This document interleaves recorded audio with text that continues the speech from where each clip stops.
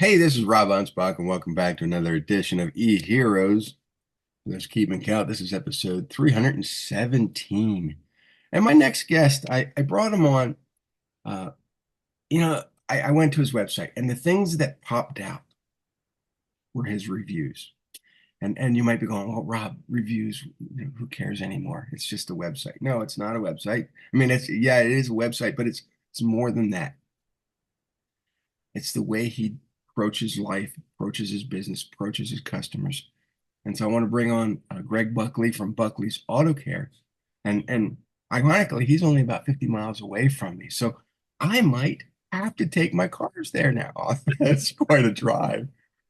But, Greg, I want to thank you for being here. And I know we talked off air about a lot of things, but, Yeah, the reviews in the auto industry, um, some of them are really horrible. yeah, they are. And and and and and I know that people can be mean, but you know, I think you have gone above and beyond. Like I was telling you off air, the uh the review that I saw that spoke volumes to me was this one from Tina, and she says, as a woman, I felt respected by the technician and kept well informed of all diagnostic concerns and fixes. And to me, most mechanics, most auto body shops, in fact, heck, any business out there doesn't keep their customers informed, especially women. And Mhm. and women, women bring in their cars. They have no idea. Most of them aren't mechanics. And I stopped even working on my cars years ago because they're just too complicated. Huh? I want to know what's going on. I want to know if It's the guy, if my technician's being truthful and what my car needs. hmm And I think you guys are just doing a fantastic job. No, thanks, Rob. I appreciate it. I appreciate being here. I mean, we haven't caught up in quite some time, and I think the audience might want to know we met over a certain group. Oh gosh, decades ago. Um, Decades ago. yeah, when we had I had a little bit more hair, and you had too. But we we practice trust and transparency. I mean, we have our processes down that allow people to, see what we see. It's our digital vehicle inspection process, and we use a suite of tools and software in order to make that happen. And the reason why is because we want our client base to be educated. A smarter client is a better client. And all businesses want their clients to be educated because it makes it easier for us to do business, and the transaction goes smoother, and there's a better understanding. And it's like anything else, once you have a relationship built on trust, then you have a solid foundation to build a legacy business. And we're in our 58th year, and we've just opened a second location down in Millsboro about 2 years ago. So the same thing is happening down there. We are bringing to Sussex a whole new level of trust and identifying the wounds, we say, or the problems of the vehicle through digital technology. So um, our clients expect it. As for whether you're a woman, a man, whatever, no, I don't mean no. I was gonna say child, but that's not it. No, but understand, please. No, I don't mean anything more. Um, anyway, the thing is we want you to understand what's going on, and there are gaps in knowledge from everyone. Whether you know something about a vehicle or you don't know anything about a vehicle. Our goal is to make sure that you see what we see and explain it to you in a manner that you understand. So if you are, in the medical profession, we may have analogies that take that vehicle injury and present it to you in a medical term so Mhm. that you relate to it and you can understand. It makes the process much easier. It helps us uh, help you understand better what is going on with your vehicle. And then from there, the process is we can send you the estimate via electronic, text, email. You can confirm it, you can pay for it, you can witness it. We can send you videos. All of these processes help us get those reviews that you just talked about. And, from a woman's perspective, and I have always held this to be true, there are no, I mean, if a woman was to come into me and say, well, I'm just a dumb woman. First off, I say, stop. You're not dumb. All right. Mhm. And I really take offense to that because one, so a person shouldn't degrade their intelligence that Mhm. way. I mean, it's a pretty much an innocent statement, but it should not be that way. You come in and say, I just don't understand. Okay, then. It doesn't mean you're dumb. You just don't understand. Our goal as professionals is to help you understand. Just like when you go to a doctor or a dentist, and I'm sure that most of your audience, you yourself, me, myself, I just want to know. I just want to know. I'm not asking you for price.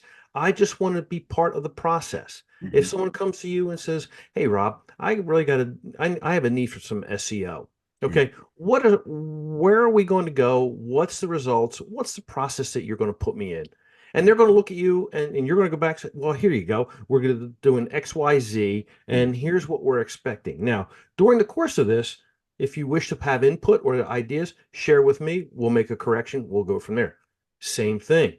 If Mhm. you can't follow, if we can't do all of the recommended services now, let's put a plan together. So all of these elements come into helping us maintain our business, help Mhm. us grow, and when in terms of building relationships with our client base, we have a very strong uh, a strong bond, and Mhm. it only gets better because trust and transparency is key. Mhm. So that's how we do it. Yeah, my daughter had a horrible experience with a local dealership, Hmm. and although she didn't buy the car there, she bought the car from, I don't know, I think more about one of those misleading fly-by-night uh, sideshow. Yeah, I know what you're But talking it about. was a Like a uh, buy here, pay here type thing. yeah, it was I think it was an Arcadia, Okay. and it was running fine for 6 7 months, and then all of a sudden, every now and then the dashboard would light up, Right. and so she took it to the local dealer, and he's like, okay, let me take a look at it, and he had it for a month. I'm like, and there was no calls, no nothing. And he calls back, he finally contacts me because he couldn't, I don't know why he couldn't find my daughter's number. And he's explaining all this stuff. And I said, okay. So what he told me was, the car was manufactured in the United States, sent to the Canadian market for some reason. That was reprogrammed, came back to the States, and then reprogrammed again. And so it's a programming problem. I said, okay, fine. Put a new board in. What's that going to cost? And he's like, max 1,500. I'm like, okay. Months went by.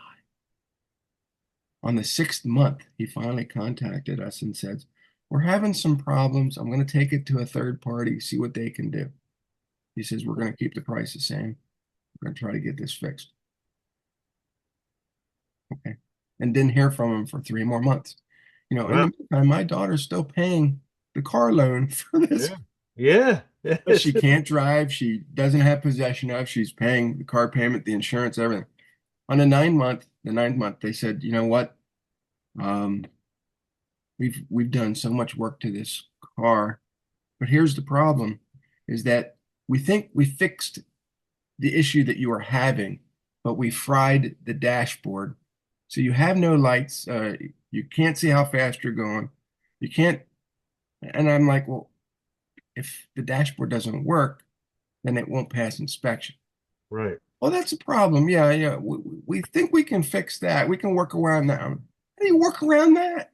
Oh man. And my daughter's like, she called her loan company up, and they're like, yeah, yeah, yeah. We understand. Don't pay us. Just tell us where the car is. We'll come pick it up.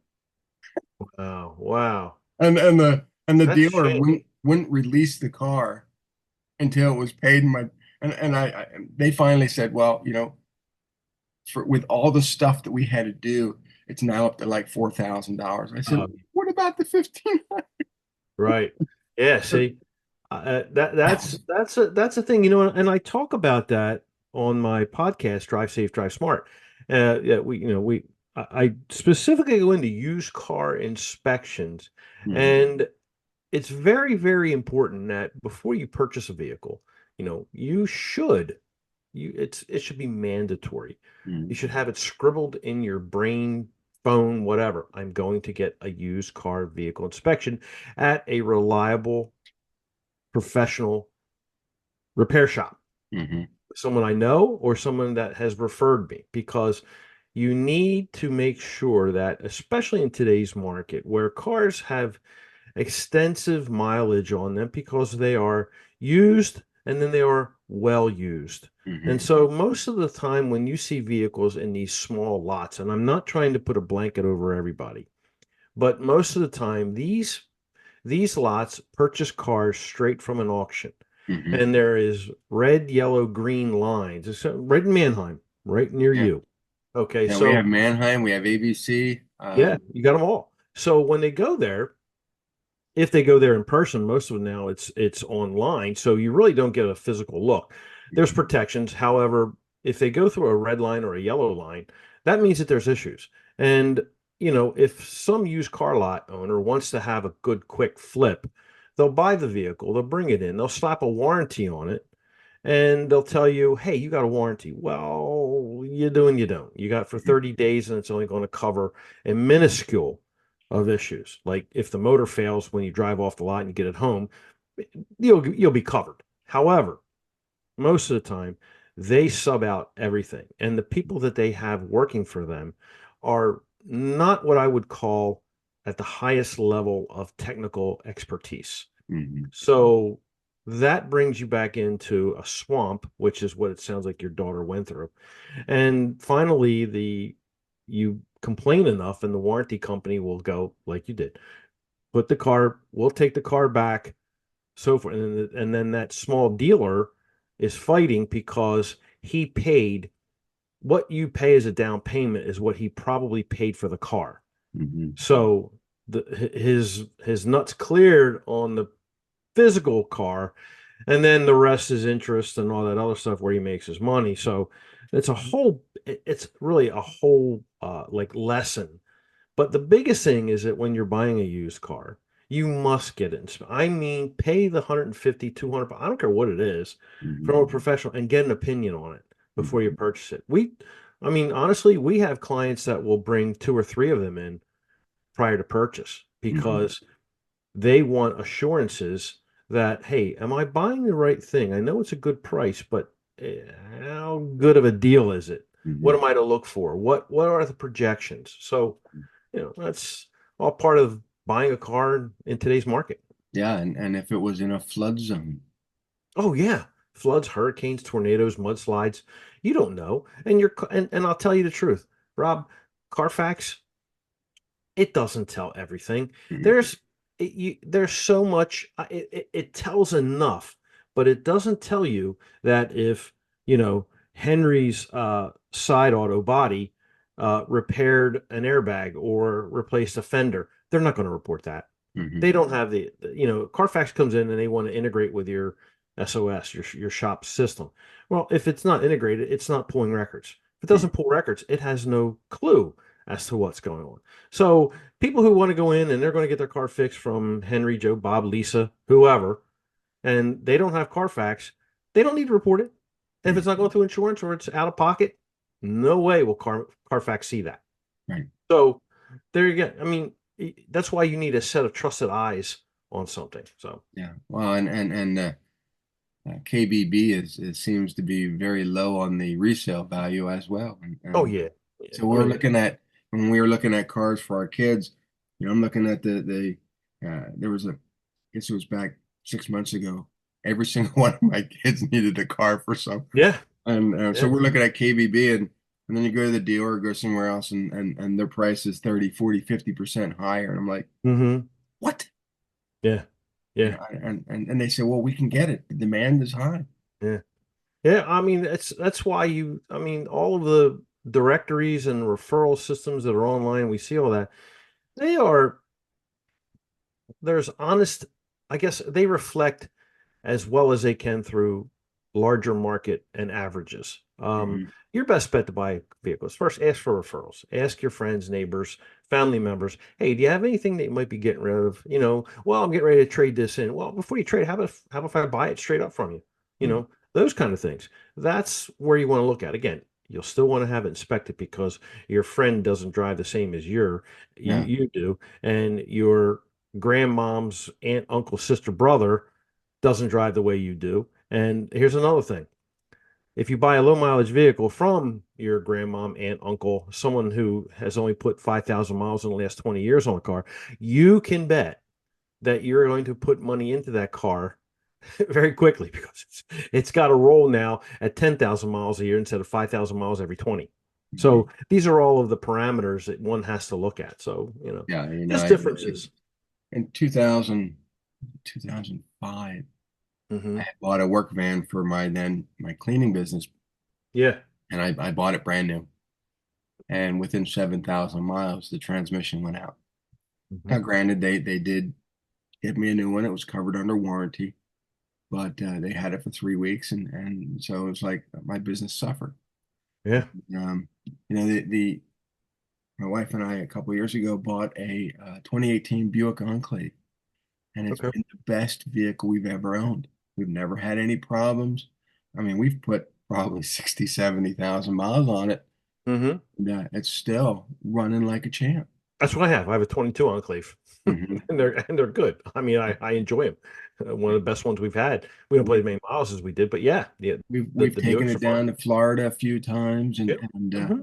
it's just one of the most comfortable cars. And we were looking at comparables, and I Hmm. thought for the price, the Buick has everything that we want. Yeah. You know, some of the other ones I thought were too technology loaded. Hmm. I thought, man, if something happens, man, I'm gonna spend all this time and energy. And Yeah. the Buick has backup cameras and all this other stuff, and I thought it's still probably more than we wanted, but it's a great car. It is a good car. Yeah. I mean, we have one client with 280,000 miles on their. It's a 2016 or 2017 that they use. It was the kid's car, and now the kids have grown up and grown out, and they're still driving it as a second car, but it's still on the road and it still serves their purpose. So they're a decent vehicle. That was a GMC, the Buick, Chevy Traverse. I forget the other sister models that go with that, but yeah, Yeah, all very good. So. yeah. The I remember though years ago, I had a whole series of Astro vans, Mm-hmm. and it was the every whether it be the GMC Safari or the Yeah. Chevy Astro, they were the same car. Yep. I would always have to replace those front end rods or Oh, whatever. yeah. Yeah. Yeah. You're right. Right. Every time I get an inspection, sir, you need to didn't I just replace it? Yeah, but they go Yeah. bad. Yeah. Yep. It's It's the just the the worst. idler arms. That's The what it was. idler arms, yeah. Idler arms. It was just what the heck? It's like Yeah. I felt like it was just that was the Well, it's thing because that they I mean, technically, because GM would set the suspension up on one little L bracket. It's pretty much what it is. So the weight of that suspension was on here, and so you would wear this joint out right here, and every time it instead of going like this, it would go up and down, and that's play. And so in Pennsylvania, absolutely, they would nail you on that one. I yeah. say, they would recommend that has to be replaced. The one Astra van I had over 300,000 miles on it, Yeah. and Oh when yeah. I sold it, I didn't want much money. I think I sold it for like 500 bucks. And the guy who bought it came up, got a tow truck, put it on. Hmm. I said, "Don't you care that it doesn't run?" He says, "Nope." I said, "What are you going to use it for?" He goes, It's going to be my shed in my backyard." Yeah. Well, that's a lawn ornament in some homes down. We just got back from Virginia, and sure enough, you would have Astros sitting somewhere on the front lawn, and it would be a lawn ornament. But it's a shed. I hate to say that, but it's the truth, and it really blows my mind that these vehicles they serve a purpose, but it's sometimes in all the wrong ways. You just go, okay, So it but was like a few Astros, months later, he sent me a picture and he had the van and he had a ramp going up and he had his bunch of lawnmowers in there and yeah, oh lawn yeah, stuff. And I'm they're a like, big you're square. not kidding. It is Yeah, a kid. they're great. So, but yeah. So we have. I'm going to tell you, we got car talk. Are we going into doing business and talking about how we get to that place where you are building legacy businesses? All Mhm, for us, it's cars, of mhm, course, but we also have other things too. And I guess building this business over the decades has taken a lot of time and effort. We're fortunate that we have a great family to work with, and we have the structure underneath of it. And it all goes back to the reviews that you see, mhm, right? So the effort that we have put in as as a family, being in the community, all of that. Now you're starting to see. Well, you see it in the reflection of reviews. mhm, Um, and the growth of the company, from where we started at a two-bay service station on Maryland Avenue. Now we have 5 bays, 6 bays in one location and five in the other, doing, seven figures mhm, or more at each location. So it's been a heck of a journey, uh, and we're still growing. We still have growth in focus. So it's mhm. Well, let's yeah. talk about that. I mean, because a lot of my listeners know that I'm big on legacy. In fact, I'm Yeah. I'm producing a book on legacy, and Hmm. one of my heroes in the entrepreneurial space is Walt Disney. Now he's Hmm. no longer with us, but the legacy he built is the whole entertainment business of not only the films and the parks and everything. You're doing it on a smaller scale, Sure. but you do have two locations now. Hmm. You do are you're known in the community, and in the next 20 years, 30 years, Hmm. 50 years, you're going to have kids and grandkids and future generations running, your operation. So what are the systems that you have in place to do Well, that? I think the first thing is that you must know how to delegate, and you have to have your systems and your processes in place. Meaning that whether they're verbal or they're inherently understood, and sometimes with family businesses, it's more or less an inherent situation, which it shouldn't be. You know, um, I give directions to my son verbally more than I write them down because my feeling is, look, you lived with me while I was building this thing. You should know what the hell I'm doing. Mhm. And that's still not the right way to do it. You Right. need to have it on paper. I'm very weak on that. I admit that, and as strong as that thing is, but leadership can come in many ways. And I offer my teams a hell of a lot of autonomy in Mhm. order for them to do what they want, that they need to do to make themselves successful, comfortable. And if they do that, then they've bought in. Mhm. They can come to work feeling like an owner and doing the things that an owner would do, taking responsibility. Like, this week. So a great example of building a business where you're not hands off, but Mhm. you're hands away. Right. Okay, in a sense. So I told my crew last week while I was down in Millsboro. I spend about 2 or 3 days down there. I said, guys, I'm going to be in Wilmington all week. I go, I want to work Wilmington. I need to make some adjustments. Truly, I do. So they said, hey, boss, stay away as long as you want. We got it covered. Mhm. And every day we have a call or a text and we go over the day and they execute. And today I get a call, a boss, we found somebody to take the old tires away. We have a chemical company coming in for our wash fluid. Everything is organized, everything is done, and they're still doing business. Mhm. And I found out that last night, on their own, they all went out to dinner. And I go, first off, I'm jealous because I wasn't there, but they said we had a great time. So all these things go on. If you allow your team to grow and you give them a space. Family, a little different. There's expectations that are bigger. But in order to build a business, delegation is you cannot keep everything to yourself. You cannot do everything. Hmm. And I think once you learn how to delegate effectively, and you do have you have a formal Hmm. organizational chart or process map or whatever, you follow it and you describe it and you talk about it almost daily. Hmm. And that way you can eliminate the fact, well, I have to be in Millsboro every day, or I have to be here every day, or I have to do this, I have to do that. You can then shed all of that. And then, like for myself, my passion is almost like yours with media and building and marketing and all that. We've taken courses, you and I, we've kind of brought ourselves under, an umbrella Hmm. that, hey, look, there's some really cool ways that we can build a business here, Hmm. by using the effective tools from marketing to sales letters to all that stuff. So we we like that. This is where I'm at, and that's where I want to be. I mean, I'm looking at, okay, I'm 64, I'll be 65, my wife will be same way. And what do I do for the next, I'm saying 30 years, whatever. Um, and you build the business. So that's that's what we're doing. And if a third or an additional location comes up, uh, I may start it, but it'll probably be the work of my son and son-in-law and my other team members that'll get that done. So, Because I see your stuff. When I'm cruising through LinkedIn or Instagram, I see your mhm. videos, and one of the things that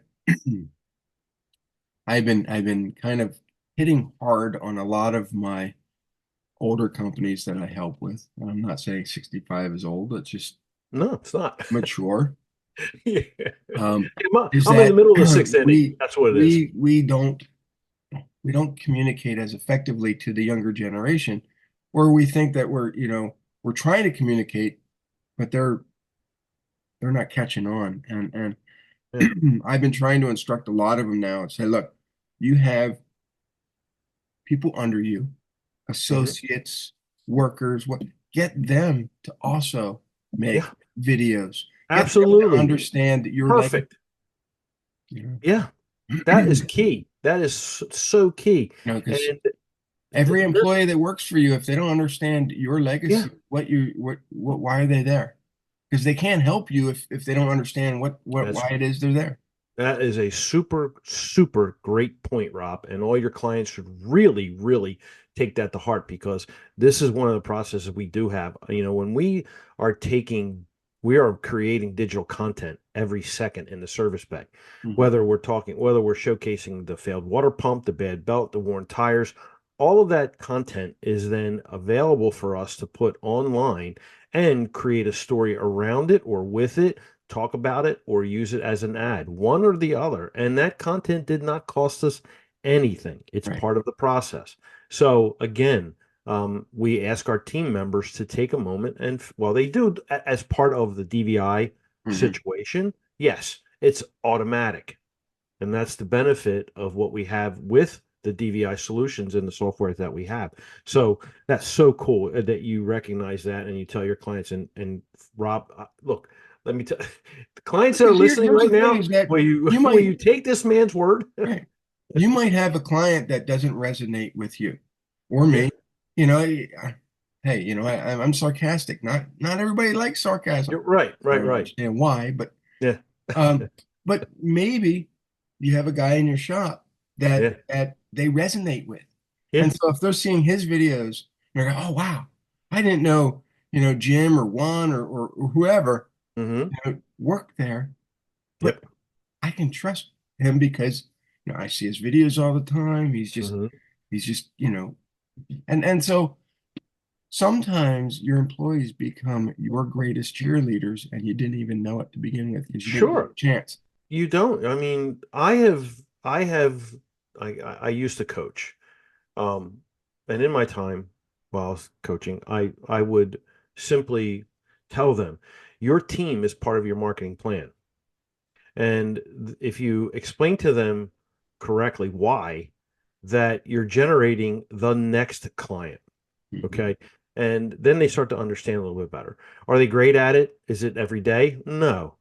But you have, let's say that in your team that you have someone who's really, really good with Instagram.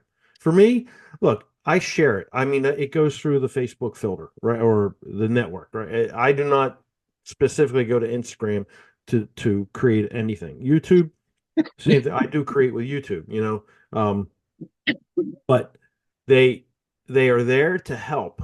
Um, and as a side to it, I have colleagues that are making just as much revenue and adding to their bottom line through digital marketing and online presence than they are in the shop. I mean, it's the owners that are out there that are doing it.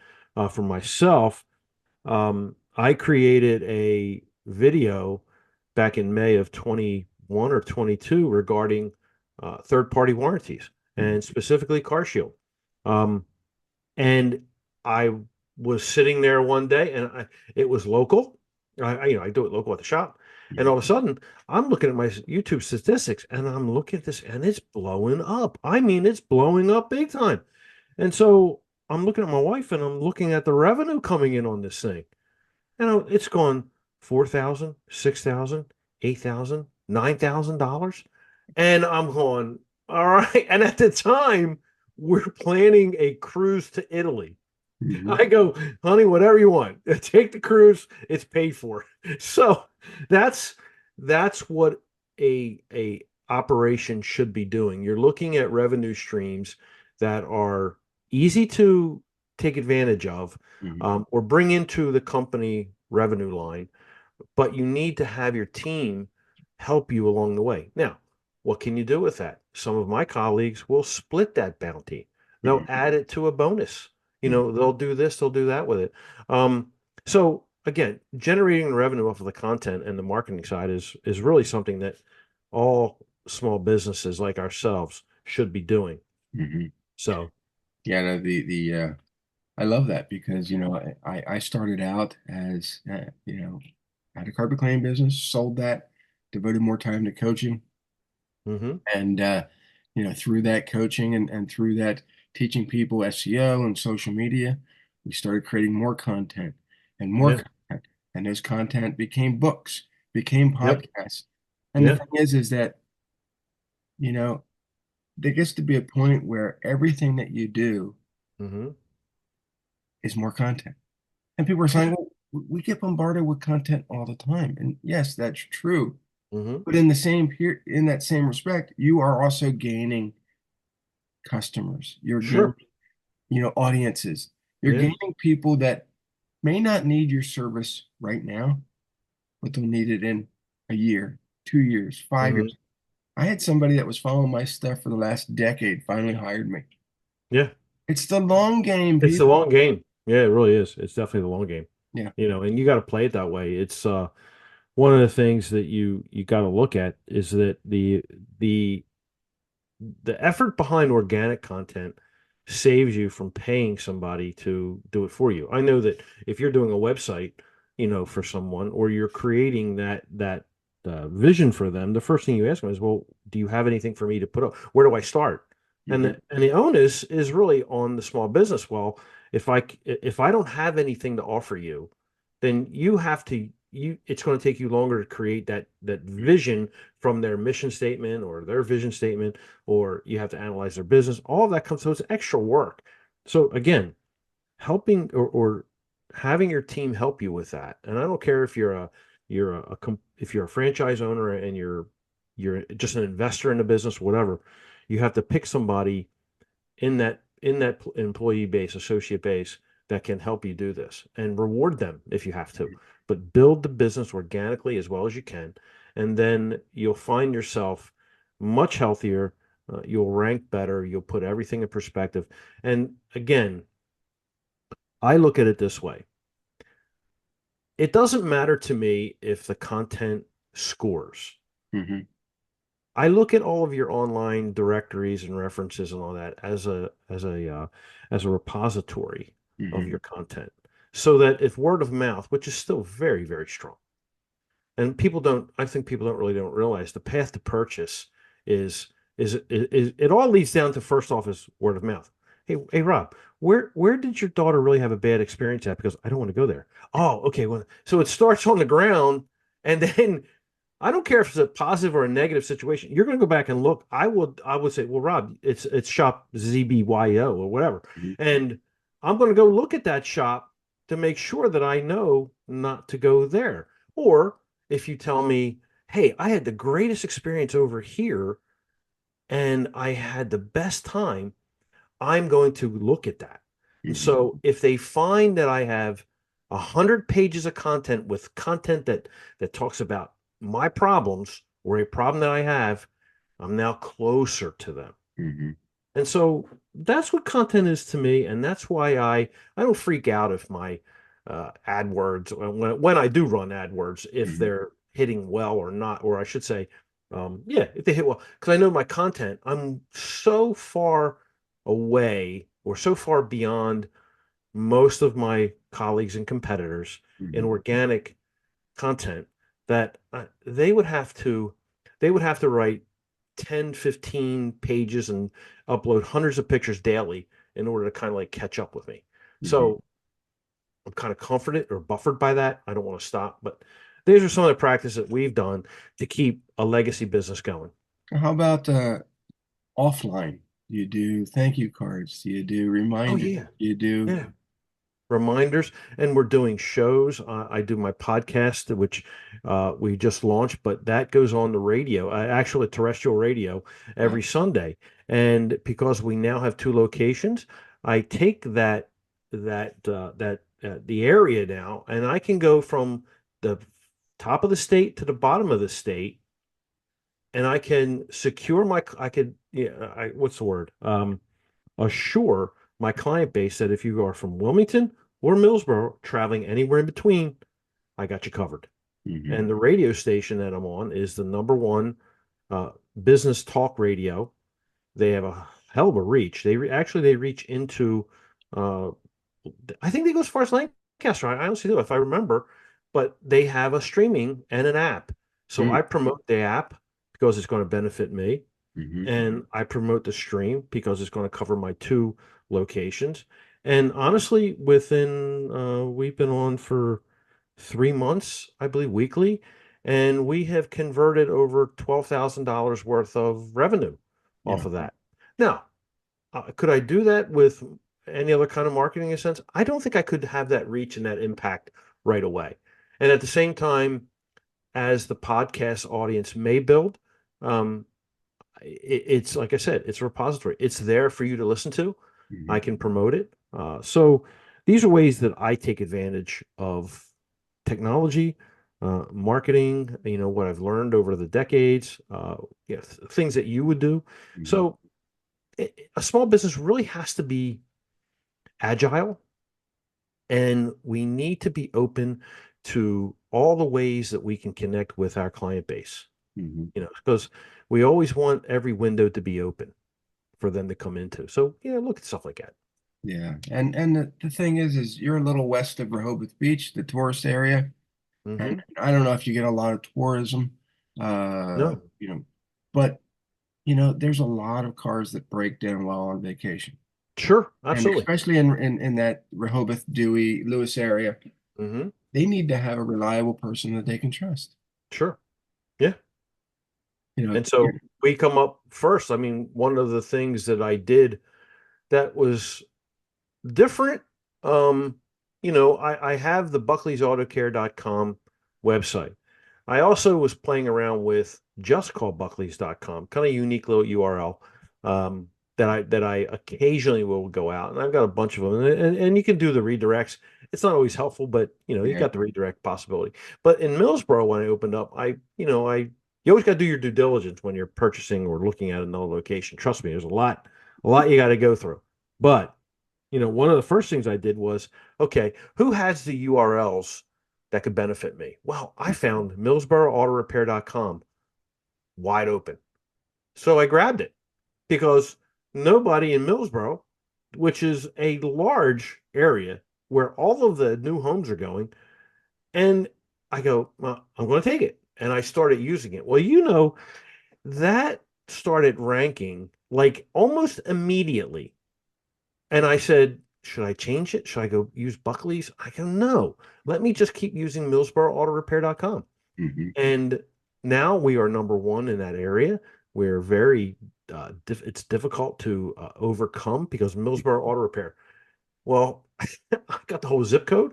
I got everything. So that's another thing that you want to try and play with. You know, it's fun. It's a game. You know what I mean?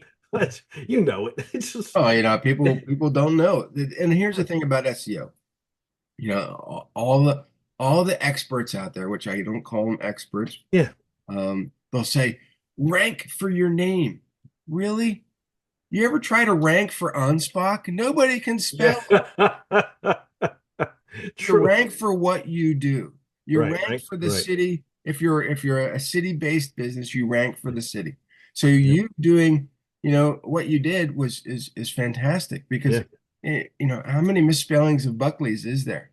People just Right. won't be able to find your name. Yep. Especially if you have a Smith, 100 Smiths are going to come up, Yeah. you know.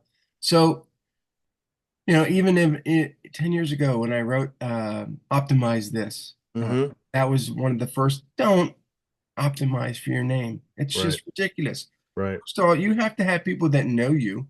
Yeah. And are they actually, even people that know me don't know how to spell my last name. So it's You're just, correct. That's correct. And we've done Buckley's because one, at the time that I bought that domain, you know, the internet was, well, we're talking, well, 99, 97. That was on my network solutions first purchase. And we kept it and and we were branding it and we still do. I mean, that's us. That's our family name. And we do well with it. But when I went to another location, I said, wait, they don't know me. Mhm. It doesn't make sense. Get if an area, so I started looking around, you know, and what I'll do is if I have an inkling that there's another possibility for another location, the first thing I do is I look for that domain and I go, let me capture it. And I have a few of them. I got like Hockessin Auto Repair. I've got up here in North Wilmington, Georgetown Auto Repair. I think something like that. But yeah, I'll go and I'll scout and because it's like real estate. Okay, let me buy that piece of property and then let me extract the value out of it. So that's the way that I play it, and it's been very good. But yeah. Well, you have these two locations. Have you ever thought about franchising or licensing? Yeah. Well, I don't know if I could license. There's groups out there. I mean, in all service business right now, consolidation is like the rigor of rigor du jour, you know. And venture money is coming into two verticals, HVAC for the Hmm. home and automotive service. I mean, they are the two biggest targets that venture wants to put into right now. Reason being is because um, HVAC business and companies, it's a commodity. I mean, if you're not dealing with a local plumber or a local AC person, you're dealing with a conglomerate, one who is going to sell you a unit instead of repairing it or trying to repair it. With auto repair, you're looking at tires and brakes that are going to be the commodity, and they're going to try and push you in any direction possible.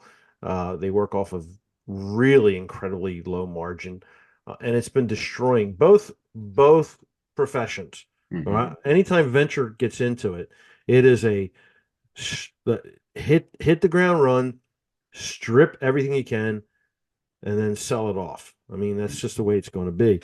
Um, so you got to be careful with that. But anyway, again, if you look at where you're going for your services and stuff like that, and how you market, the owner markets correctly, you can uh, you can do real well. Hmm. But with your legacy, your brand, I mean, your face is the brand at the moment. Yes. Recognize Yes. you, they Yeah. recognize the name, so like I said, we've emphasized getting the employees involved. Hmm. It's also the next generation. You also have to start branding them Yeah. because if the moment you step away, people need to know who is this next guy? Who Yep. and if he's got videos, if he's got blogs and stuff out there, they can instantly recognize the person Yeah. that's taking over. Yeah. That's hard to do. I have struggled, not because of I don't want to, but it's because my key people, my son and son-in-law, although that they are digital natives to the umpteenth degree, getting them to showcase themselves on camera, incredibly difficult. Mhm. Incredible. I mean, they haven't reached that point yet, where they feel that they are part of the brand, Mhm. and I'm not sure if that'll ever be achieved until maybe they are the owner completely, 100%, and they recognize that, hey, look, I need to build relationships outside the screen. Um, and that is And something, and I think that that becomes the problem in every company, even yeah, Walt Disney. I mean, yeah. people recognize Walt Disney. Hmm. They recognize Michael Eisner. They recognized, you know, the new guy, and it just slips my mind. He was just Igor, Iger, yeah. yeah. But the guy before Iger, uh, Bob, I can't, I call yeah. him Paycheck because it's because that's all he was there for. Right. They didn't. Nobody knew who he was, No. and Mm-mm. and so there was a giant disconnect. Hmm. And although he did make videos, he did come out there. People are like, what? Right. Right. And just so Bob Iger took over, but now they're starting to think about, okay, we got to get the next person out there. We need to get the next person, you know, uh, into the forefront, into the Hmm. mindset of the consumer. And it's Yeah. hard Oh, because it's people it's don't really respect. difficult. I don't say they can't respect the next guy. They don't connect with them. So the soonest you can get the next person on board and Hmm. start connecting, the Yeah. easier that transition becomes. Sure, it does. Yeah, and then you got to work with their talents and what they want to do. If they don't care to be on video, well, how Mhm. will they transmit their persona and the brand and continue the brand? What means will they use? You can sit there and learn their means, Mhm. and what their actions will be. Hopefully, they come back to you and go, "Now I get it. Now we know." And then you start the process. And sometimes that will happen. I mean, I've had experience where they have fought me tooth and nail because they won't understand where I'm coming from. They don't believe in my experiences, and sometimes it really hurts. I mean, not painfully to me, but it hurts the business because they're not following me. And then, they come back and go, "Well, okay, well, let's try it your way. Thank you very Mhm. much." Um, and then other times, hey, look, we need to eat some humble pie. And we gotta go, all right, you know what? You're right. We just did just now, before I jumped on with you, we are I'm here building some signs in Canva and getting ready to go down to my printer. And I had this one board all specced out with the makes and models and brands that we work on. We're gonna have a showcase board. And so I'm doing everything. I'm putting the logos in and all the ones that we have.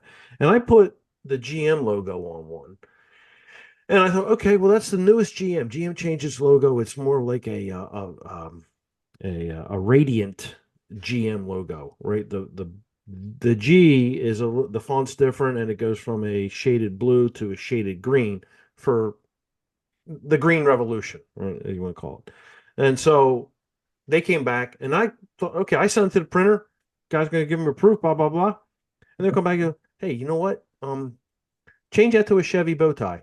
Mhm. I go, you know what? Yeah, why did I think of that? Because Chevy resonates much better than the GM logo. And Mhm. especially in my neighborhood, where if I look at and this is fact, I look at my database, which we all should be doing, and I can tell you that Chevy trucks are the number one vehicle that comes through my service base. Mhm. So there you go. All right. So the team came back. I had to listen to them. And I wrote back, I said, thank you. Good idea. Yeah, So this is how you work together um, in order to produce the results that you need. yeah. And you're giving them. I just gave them to like a thumbs up, a plus, made them feel good. I accepted their changes, their thoughts and ideas. Now they're invested. They have a mark on the. Hey, they can always come back and say, "Yeah, you wanted to put that GM in it. We told you the bow tie is going to be better. Yeah, you did. Okay, +1 for them. All right, that's it. So yeah, Well, I can tell you the Kia logo is awful. yeah, it is. It is off. I can't tell if it's upside down, inside out. It's really way out there.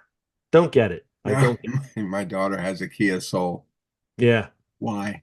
yeah, It's yeah. just, Oh my it's gosh. just it's an overglorified golf cart, and Yeah, it is. It really is. you So, know, but the she has the old logo on it, the new logo. I don't understand. yeah, I just don't. I don't. That's just, sometimes designers go way out, you know. Mhm. But you know what? When you talk about logos, and marketing, I kid you not, the greatest bit of marketing and branding that I witnessed. I was in Tennessee at a conference, and I do a daily walk, right? So I'm in Tennessee, and I do my walk, and this is where the U.S. headquarters of Nissan is. Mhm. Okay. Oh, cool.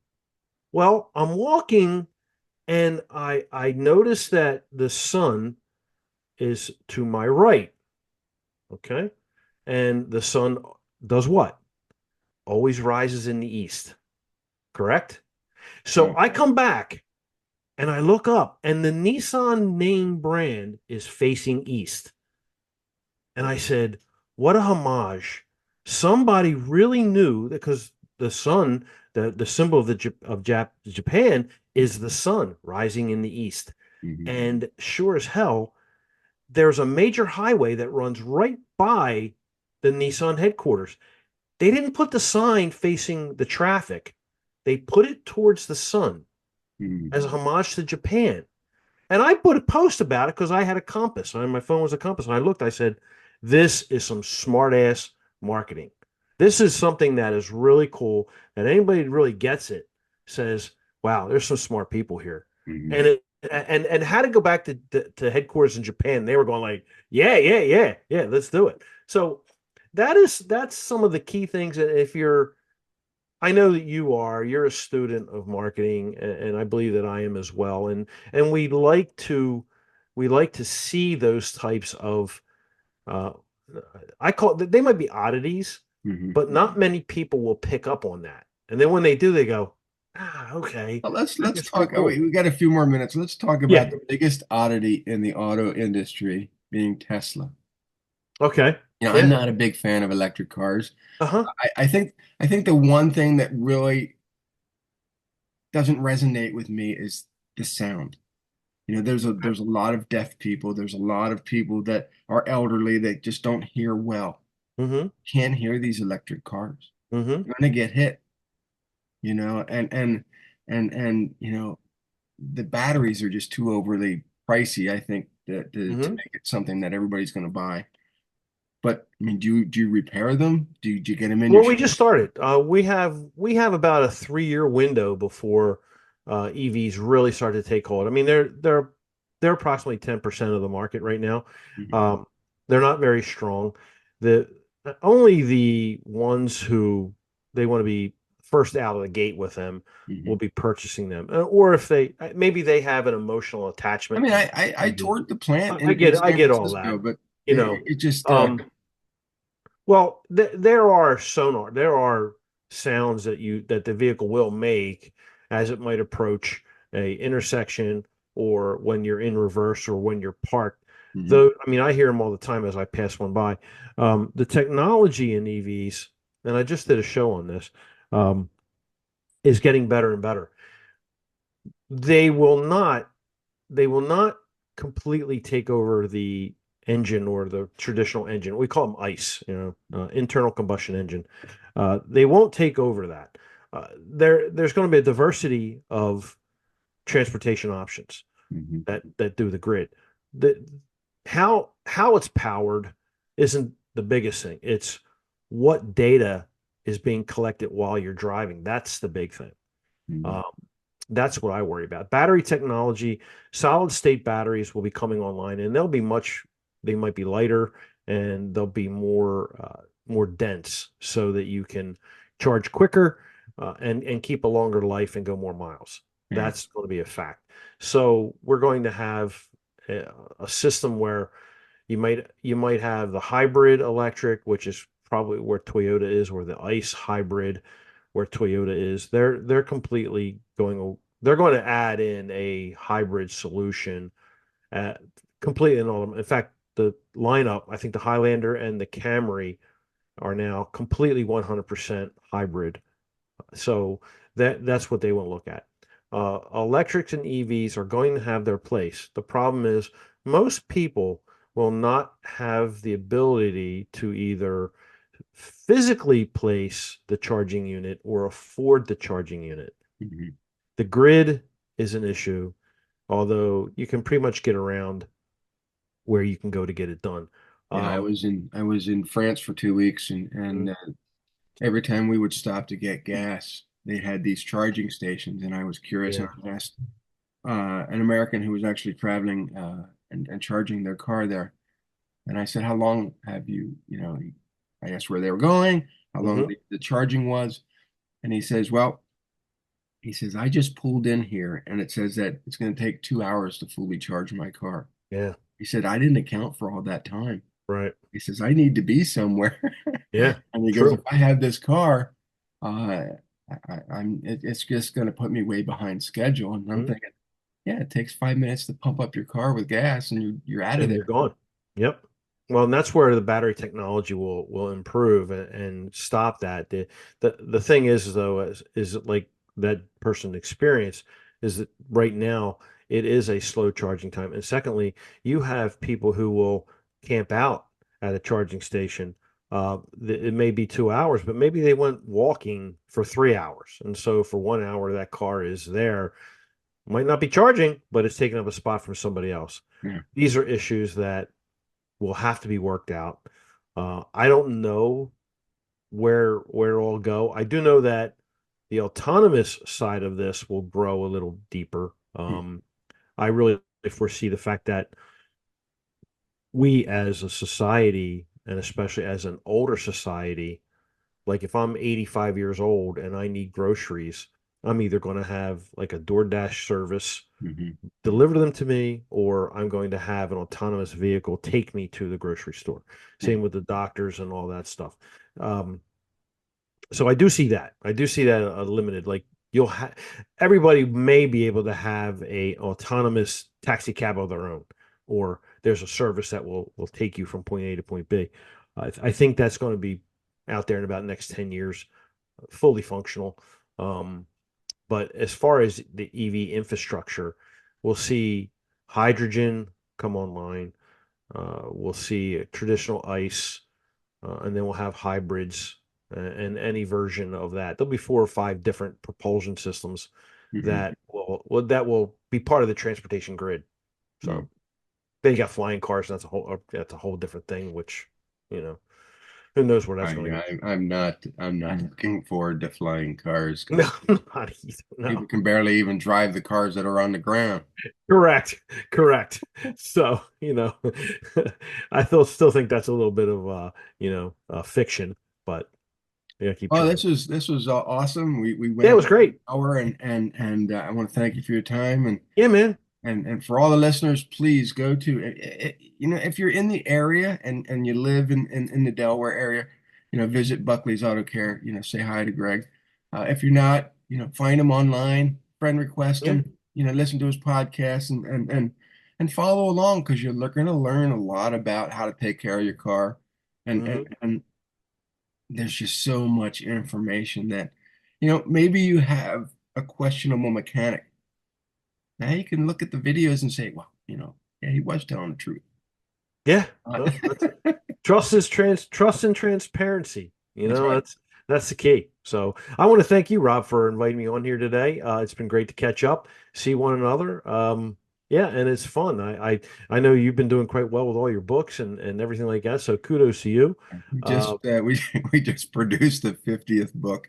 That's incredible, man. I 50 mean, I books. write my own books. I help other people with Yeah. their books, Yeah. and so the 50th book will be out in February of 2025, and yeah, it's been an incredible story. It's been an incredible Yeah. journey, and Yeah. it Good for you. started at this, because of the um, I guess it started out as GKIC Philly, and then it Mhm. became Ben, which is Business Entrepreneurs Network, Right. and that's where I won the award back Yep. in 2012, which then was the catalyst for me to write all Hmm. these books, and so 50 books in 10 years, 11 years. Yeah, that's it's a kudos to you, man. I mean, seriously, I miss GKIC. I miss Ben. I miss you guys. We had some really good entrepreneurs and good marketers back Yeah. there, and we also had a lot of good friends. I mean, it was really a special group. I know that we may see each other online from the David and David. I see Sarge, all those guys. So there was very And I Charlie McDermott, I interviewed a Charlie, while back, and he's down yeah, in Florida, and he's just yeah, enjoying life. he's enjoying life. That's what it's all about. So, well, thanks again, man. I appreciate it. And for everyone else, we'll see you on the next episode. Adios.